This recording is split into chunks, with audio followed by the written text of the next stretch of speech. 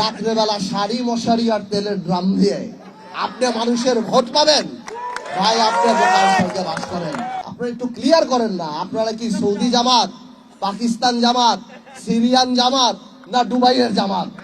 আমাদের প্রতিদ্বন্দ্বী যে প্রার্থী সে বাংলাদেশ জামাতে ইসলামের প্রার্থী, তাই না? আমি নিশ্চিত আপনাদের কাছে, আমার ভাষণ চেকের বিভিন্ন ভোটারদের কাছে, আমার ভাষণ চেকের সাধারণ মানুষের কাছে জামাত ইসলামের প্রার্থী তার ভোট যেতে আসবে, ভোটের কথা বলবে। আমার তরফ থেকে আমার সেই প্রার্থী ভাইকে আপনাদের কিছু প্রশ্ন আছে, আপনারা করতে পারবেন? আপনারা ৭১ নিয়ে কথা বলার দরকার নাই, ৭১ সবাই জানে। যেহেতু লোকাল পলিটিক্স, লোকাল জায়গা, আমার তরফ থেকে আপনি জিজ্ঞেস করবেন যে ভাই আপনি কে, আপনার বাড়ি কোথায়, আপনার বাসা কোথায়, গত ১৭ বছরে হেফাজত আন্দোলন থেকে আরম্ভ করে, নিরাপদ সড়ক থেকে আরম্ভ করে, এই এত আন্দোলন ফ্যাসিস্ট গভর্নমেন্টের, যেখানে জামাত ইসলামের এত বড় নেতাদের ফাঁসি হয়ে গেল, হাজার হাজার জামাতের ভাই বোনরা আমাদের সাথে মামলা খেল, কারাগারে গেল, রিমান্ডে গেল। কই ভাই আপনাকে তো জীবনেও একটা কথা বলতে শুনলাম না। এত লক্ষ লক্ষ নেতা কর্মী, জামাত তো আমাদের সাথেই ছিল। আমি পার্থ যখন 2018-তে জামাতের সাথে এক হয়ে এই আসনে নির্বাচন করলাম, আমার জামাতের ভাইরা, আমার বিএনপির ভাইরা, আমার বিজেপির ভাইরা যখন রাস্তায় রাস্তায় বাড়িতে বাড়িতে ঘুরে, আপনি কোথায় ছিলেন ভাই? আপনাকে তো একদিন দেখলাম না। পার্থ ভাই আপনার কিছু লাগবে কিনা আমি আপনার পাশে দাঁড়াই।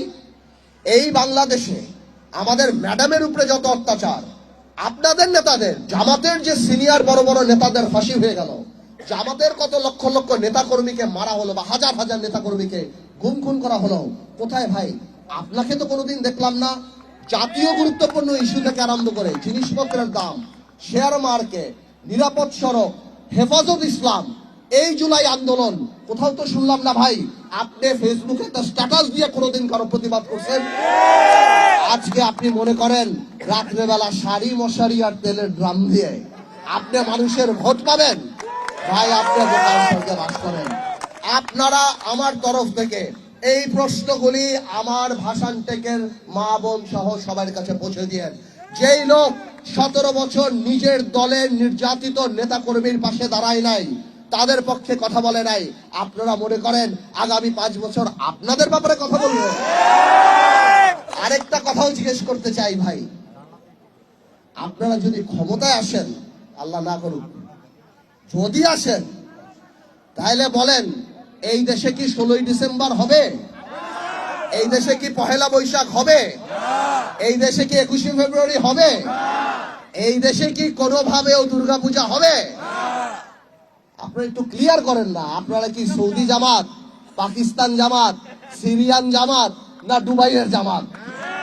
আমরা জানতে চাই, আমাদের মা বোনেরা যে বিকালবেলায় হাঁটে, আমাদের যে সামাজিক কিছু টলারেন্স আছে, সহ্য ক্ষমতা, পাশের বাড়িতে গান বাজতেছে, একটা হলুদের অনুষ্ঠান, একটা এই একটা সেই, সেসব সামাজিক জিনিসপত্র কি আমরা করতে পারবো? এইগুলি একটু ভোটারদের জিজ্ঞেস করেন, যে এই প্রশ্নগুলি বিবেচনা করার পর আপনি ঠিক করেন আপনি কাকে ভোট দিবেন। জান্নাতের টিকিট বেচার দিন শেষ। তরুণদের বাংলাদেশ, আবেগ নয় বিবেক দিয়েই আমরা নেতা নির্বাচিত করব। সবাই ভালো থাকেন, আল্লাহ হাফেজ।